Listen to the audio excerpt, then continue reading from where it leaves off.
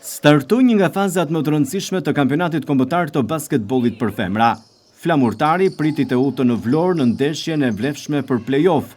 Objektivat për flamurtarin janë të qarta dhe synimi është i vetëm, finalja dhe titulli kampion për vajzat e drejtuara nga trajneri Agim Dalipi. Ndërkaq, flamurtari e likujdoi të utën, duke mundur me rezultatin 83-66 në takimin e luajtur në Pallatin e Sportit Flamurtari në Vlorë, ndërsa po ndiqni pamje të filmuara nga televizioni 6+1 Vlora, ku edhe interesi i sportdashësve ishte i konsiderueshëm në shkallët e Pallatit të Sportit. Gjithë ndeshja ka folur për vajzat vlonjate.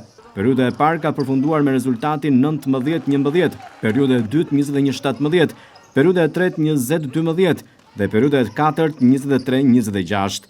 Krejt ndeshja u mbyll me rezultatin 83-66 për vajzat e Flamurtarit.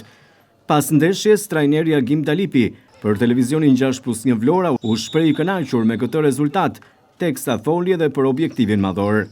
E vërtet është që kjo ndeshje me fitoren me këtë skuadrë me Durrësin edhe bëjmë një hap drejt finales, po akoma nuk ka mbaruar, megjithëse Durrësi nuk është në nivelin e skuadrave Tirana Partizani, po prap neve duhet të jemi të kujdesshëm dhe të punojmë fort për efekt që jo të kalojmë Durrësin, po të mendojmë që në ndeshje finale të jemi në top form. Neve objektivi jonë është kuptohet që edhe në Durrës do të fitojmë, po federata e ka bërë play-offin me 5 ndeshje dhe gjysmë finalet dhe jo me 3.